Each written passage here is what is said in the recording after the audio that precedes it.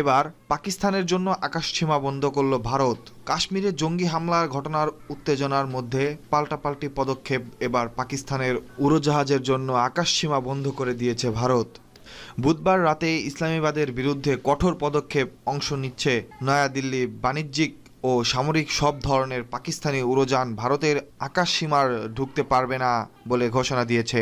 বুধবার থেকে এ সিদ্ধান্ত কার্যকর হবে, যা আগামী 23 মে পর্যন্ত বহাল থাকবে। নোটিশ জারি করে ভারত সরকার বলেছে, এখন থেকে পাকিস্তানে নিবন্ধিত, সেখান থেকে পরিচালিত কিংবা দেশটির ভাড়া বা ইজারা নেওয়া বাণিজ্যিক বা সামরিক কোনো উড়োজাহাজ ভারতের আকাশসীমায় প্রবেশ করতে পারবে না। এর আগে গত সোমবার পাকিস্তানেও ভারতের উড়োজাহাজের জন্য তার দেশের আকাশসীমা বন্ধ করে দিয়েছিল।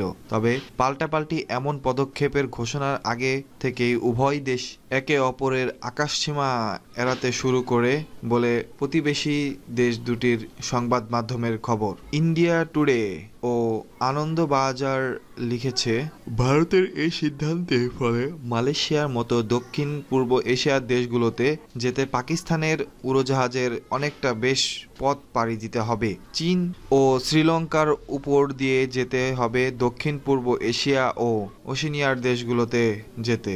এতদিন এসব গন্তব্যে যেতে সাধারণত পাকিস্তানের উড়োজাহাজ ভারতের উপর দিয়ে যাতায়াত করতে হতো। সে পথ বন্ধ হয়ে যাওয়ায় পাকিস্তানের এয়ারলাইন্সগুলো ব্যয় বাড়বে, সময় বেশি লাগবে। অপরদিকে পাকিস্তান আকাশসীমা বন্ধ করে দেওয়ায় ভারতের অনেক উড়োজাহাজকে একই ধরনের সমস্যার মুখোমুখি হতে হবে, পাড়ি দিতে হবে বড় পথ। পহেলগামে হতাহতের ঘটনায় এক সপ্তাহের মধ্যে ভারতের নতুন এ সিদ্ধান্তে আগের দিন মঙ্গলবার দেশটির প্রধানমন্ত্রী নরেন্দ্র মোদী এই জঙ্গি হামলার জবাব কখন কিভাবে দেওয়া হবে সে বিষয়ে সশস্ত্র বাহিনীকে পূর্ণ স্বাধীনতা দেওয়ার কথা জানিয়েছিলেন। টানা ষষ্ঠ রাত ভারত ও পাকিস্তানের সেনাদের মধ্যে গোলাগুলির খবরও দিয়েছে ভারত। প্রতিবেশী দেশ দুটিতে এমন উত্তেজনার মধ্যে ভারতের সর্বশেষ কঠোর পদক্ষেপ হিসেবে আকাশসীমা বন্ধর ঘোষণা এলো। কাশ্মীরের পেহেলগামে 22 এপ্রিল পর্যটকদের ওপর এক প্রাণঘাতী ঘটনা কেন্দ্র করে পারমাণবিক শক্তির দু দেশের মধ্যে উত্তেজনার এখন চরম।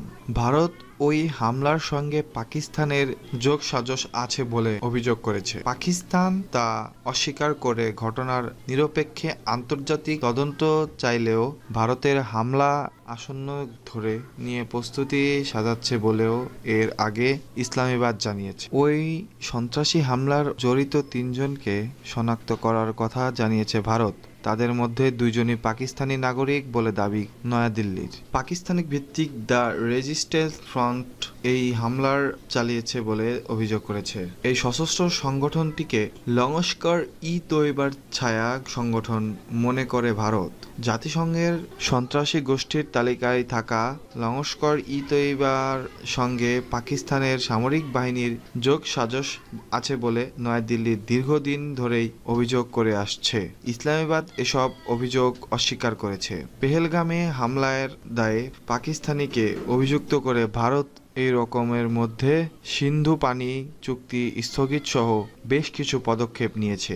এর পাল্টায় ইসলামাবাদও ভারতীয় বিমানের জন্য পাকিস্তানি আকাশসীমা বন্ধ, সব ধরনের বাণিজ্য ও দ্বিপক্ষীয় চুক্তি স্থগিত রাখারও ঘোষণা দিয়েছে।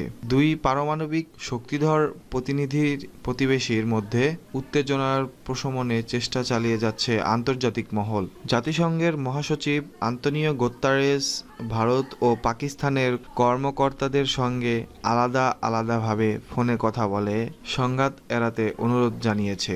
যুক্তরাষ্ট্র উত্তেজনা আর না বাড়াতে 2 পক্ষের প্রতি আহ্বান জানিয়েছে। মার্কিন পররাষ্ট্রমন্ত্রী মার্কো রুবিও শিগগিরই ভারত ও পাকিস্তানের পররাষ্ট্রমন্ত্রীদের সঙ্গে কথা বলবেন বলে জানা গেছে। যুক্তরাষ্ট্র তাদের দেশ থেকে ভারতীয় ও পাকিস্তানিদের শান্ত থাকার আহ্বান জানিয়েছে। তারা জরুরি কাজ ছাড়াও জম্মু ও কাশ্মীর ভ্রমণ না করতেও নাগরিকদের অনুরোধ করেছে। ধন্যবাদ সবাইকে এতক্ষণ সঙ্গে থাকার জন্য। সবার কাছে অনুরোধ থাকবে আমাদের চ্যানেলটি সাবস্ক্রাইব করুন এবং একটি কমেন্ট ও একটি লাইক দিয়ে পাশে থাকুন।